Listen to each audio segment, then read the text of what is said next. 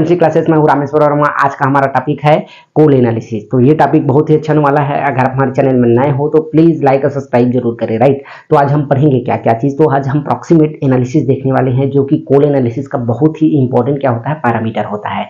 इसमें हम देखने वाले हैं मॉइस्चर, एस, वीएम और फिक्स कार्बन। ये जो चार पैरामीटर आता है, चारों को हम क्या करने वाले हैं, एक्सप्लेन करने वाले हैं, राइट। तो इसको हम क्या करते हैं, बारी बारी से एक एक वीडियो में हम क्या करेंगे, चारों को अलग अलग हम बताएंगे। तो सबसे पहला आज हम देखते हैं मॉइस्चर कंटेंट देखेंगे, क्योंकि लंबा वीडियो होगा तो थोड़ा सा क्या हो जाता है, समझ भी नहीं आता है, और छोटा छोटा वीडियो में आपको क्या होगा, ज़्यादा क्लियर होगा, है ना। तो आज हम पढ़ेंगे मॉइस्चर, राइट। जो कोल के लिए क्या होता है, जब प्रॉक्सिमेट निकालोगे उसके लिए मॉइस्चर बहुत जरूरी होता है। तो आज हम क्या करेंगे, इसके लिए मॉइस्चर निकालेंगे, राइट। तो इसके लिए सबसे पहले हम रिक्वायरमेंट की बात करते हैं। तो रिक्वायरमेंट में हमारे पास क्या क्या हो जाएगा, हॉट एयर 1 होगा, पेट्री डिश लगेगा, कोल सैंपल लगेगा, और डेसिकेटर लगेगा, वेट मशीन लगेगा। तो इतना सब आपके पास जब है क्या चीज, रिक्वायरमेंट, तो आप क्या कर सकते हो, एनालिसिस स्टार्ट कर सकते हो। एनालिसिस स्टार्ट करने से पहले आपको रूल के बारे में मालूम होना चाहिए कि आप कौन से रूल के अकॉर्डिंग आप क्या कर रहे हो, एनालिसिस कर रहे हो। तो हम IS 1350 के अकॉर्डिंग हम क्या कर रहे हैं, इसका एनालिसिस कर रहे हैं, राइट। इसमें हम डुप्लीकेट, याद रखिएगा, सिंपल को हम क्या करेंगे, डुप्लीकेट में हम लगा के आपको दिखाते हैं कि डुप्लीकेट में सिंपल क्यों लगाते हैं और किस लिए लगाना चाहिए, ये भी आपको हम बताएंगे, राइट। तो आज हम क्या देखने वाले हैं, मॉइस्चर कंटेंट, राइट।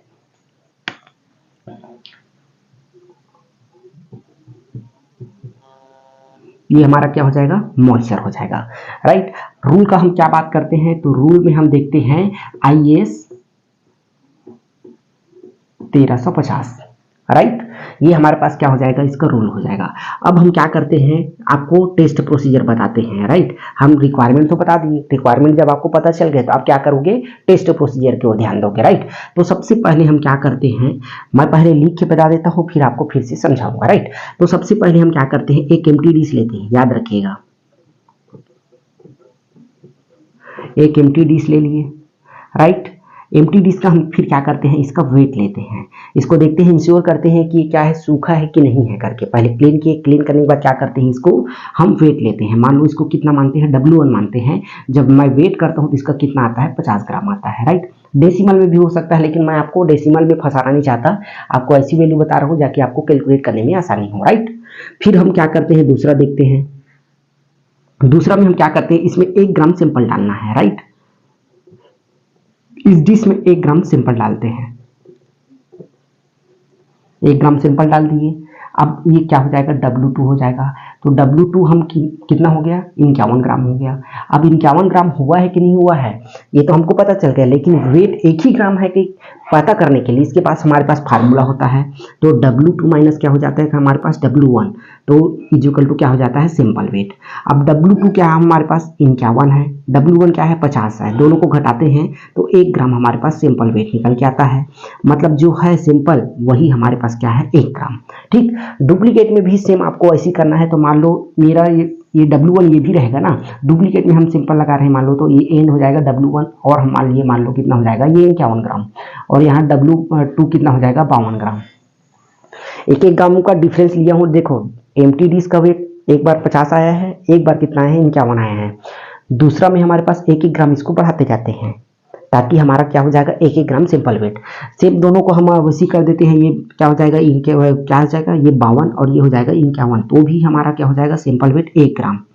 डुप्लीकेट में 2 अलग अलग हमको क्या लेना है, डिश लेना है। उसी में हम आपको बता रहे हैं कि हम डुप्लीकेट सिंपल लिए करके, राइट, और कुछ नहीं है, ठीक।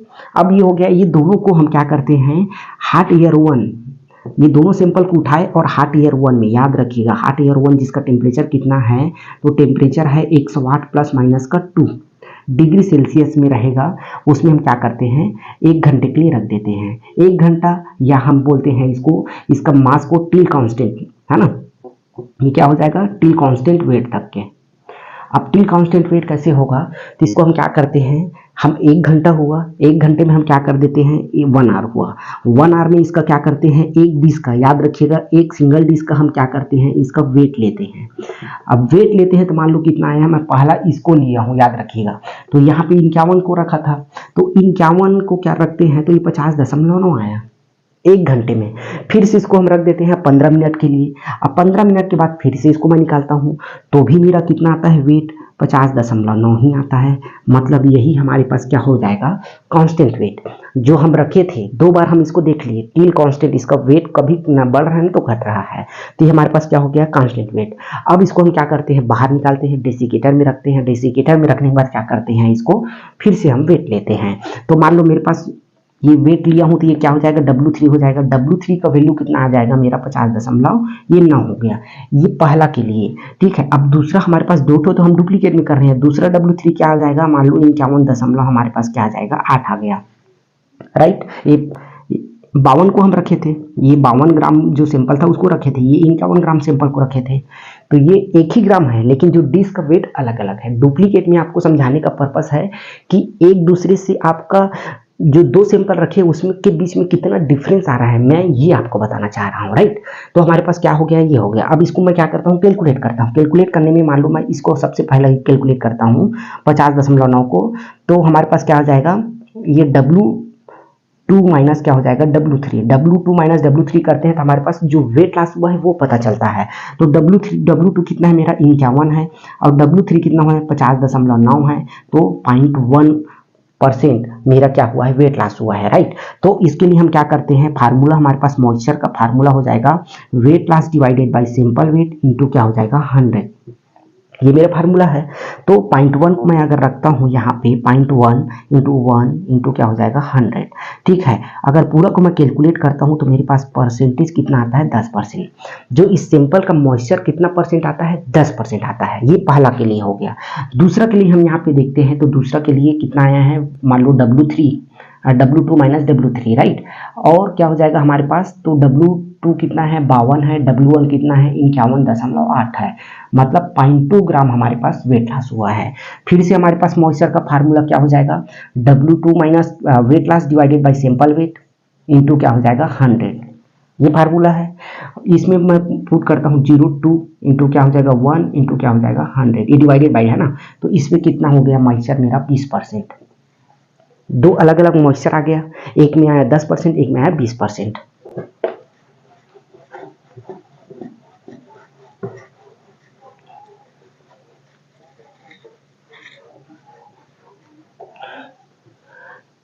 ठीक है, एक में मेरे पास क्या आया, 20 आ गया, और ये हमारे पास ए में क्या आया है, 10%। 2 मॉइस्चर मेरे को मिल गया। अब इसका डुप्लीकेट में हमको देखो मॉइस्चर है, मॉइस्चर के कंटेंट में हमको क्या लेना है, 3% लेना है, मतलब 0.03% हमको देखना है। दोनों के बीच में हम 2 सैंपल निकाले हैं, दोनों के बीच में अगर 0.03 से ज़्यादा आ गया तो आपका सैंपल हो जाएगा आउट, मतलब वो आपका मॉइस्चर ठीक से नहीं आया, मतलब दोनों दो डिश लगाए थे, दोनों के बीच में डिफरेंस आ गया, उतना नहीं आना चाहिए, राइट।